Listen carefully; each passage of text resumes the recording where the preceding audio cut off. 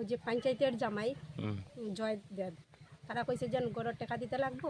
তো আমি কইছি তো গড়ের টাকা দিলাইলে আমি গড়টা কীরকম বানাইমু।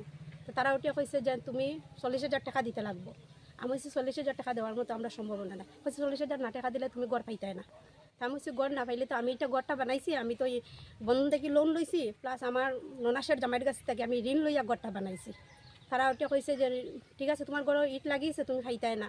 আমি সে না পাইলে আমার কিচ্ছু নাই। এরপরে তারা গেছে কি, এরপরে আবার তারা আইছে, আবার পরে কইছে ঠিক আছে তুমি 30,000 টাকা তুমি আমারে দিবাই।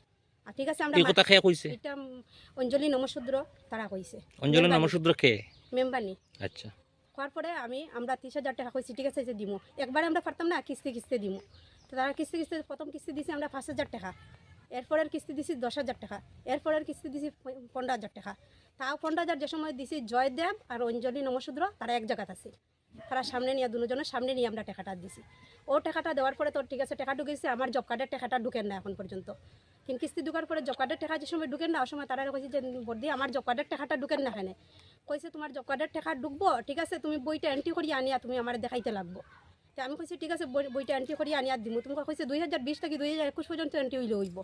আমি 2-3 দিন আটিছি ব্যাংক আর না, এরপরে হয়েছে আমি তারা আনিয়া বইটা তারা আমার রাখি দিয়েছে পাসবুক বইটা। তারা আমার কাছে ঘুষ চাইছিল ঘরে টাকা দেবার লগে। তারপরে আমি টাকা তারারে 30,000 টাকা দিছি। তা অঞ্জলি নমশূদ্র আর জয়দেব তারা দুজনের মিডিলও টাকা টাইম দেওয়া হয়েছে। কত টাকা দিছিলা? 30,000 টাকা কিস্তি কিস্তি দিছি। প্রথম দিছি 5,000 টাকা, ওই সময় অঞ্জলি নমশূদ্র একলা আছে।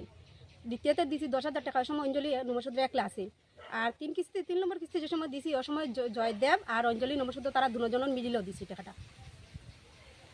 আমি টাকা দিতাম না, তারা আমার জোর জবস্তি করিয়া আমার টাইম থেকে টাকা নিছে। না দিলে তারা কইছে আমার ঘর দিত না। তা আমি মনে হচ্ছে ঘর আঁকতে যাবো, ওই তালকে আমি তারা টাকা টাইম দিছি। মোট কত টাকা দিছেন? মোট 30,000 টাকা দিছি। কি নাম আপনার? আমার নাম চম্পি দাস।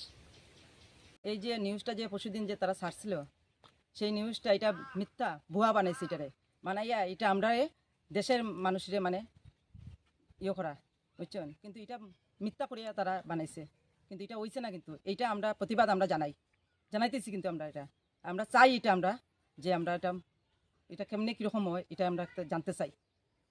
ওই যে মেম্বার নি বা পঞ্চায়েত তারা টাকা নিছে, আমার কাছে কেউ নিছে 7,000 টাকা আমিও দিছি তারা।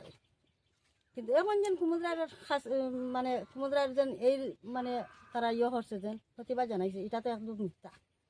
এটা কোনোদিন হইতো নাই, এরকম কোনোদিন এরকম ঘটনা হইতো নাই। এটা তো তারা মিথ্যা, এটা তারা সাজাইয়া এরকম করছে। কিন্তু আমার কাছ থেকে তো তারা 7,000 টাকা নিছে, তারা না করতে পারতো না। আপনি কারে দিছিলা টাকা? আমি অঞ্জলিরে দিছি টাকা। অঞ্জলির গড় আনি আমি 5,000 টাকা দিছি। আর অঞ্জলি আবার আমি তারে কইছে আমারে তুই জব কার্ডের টাকা ঢুকে দিবে নি? কইছে দিমু। আমি কইছি 2,000 টাকা দিমু। তাই আমার কইছে 2,000 টাকা দিবাই নি? বলে আমি দিমু। তাই তো আমার ননদ। তখন তাই আমার বাড়ির থেকে গিয়া টাকা 2,000 আনছে, কিন্তু জব কার্ডের টাকা এখনো ফুরা দিছে না। 14,000 দিছে, বাদ বাকি টাকা এখনো রয়েছে। তাই কইছে সব কিছু দিব, দিছে না। তবে এর লাগি মানে আমি কই আর গত পরশুদিন যে নিউজটা বাইর হইছে সমুদ্রার নামে, এটা সম্পূর্ণ মিথ্যা। এটা তারা গত পরশুদিন যেটা নিউজ বাড়িছে এটা সব মিথ্যা। তারা অতদিন কই আছিল, তারা অতদিন যদি তারা আমরা যদি এরকম অ্যাকাউন্টে টাকা ঢুকতো তারা অতদিন কই আছিল। আর কুমুদ্রায় তো আজকে বহুত আগেও পঞ্চায়েত শেষ হয়ে গেছে। 2020 তো অঞ্জলি নমশূদ্র আসিল মানে, তাহলে অন্য টাকা খানে আমরা দুইজনের পাসবুকও ঢুকে যাব। এটা সব মিথ্যা। তারা যদি সব কিছু জানতে চায় আমরা সব কিছু প্রুফ দেও, তো আমরা বুঝবো যে এটা সত্যি ঘটনা ঘটে গেল। এটা লাগে আমরা প্রতিবাদ জানাই।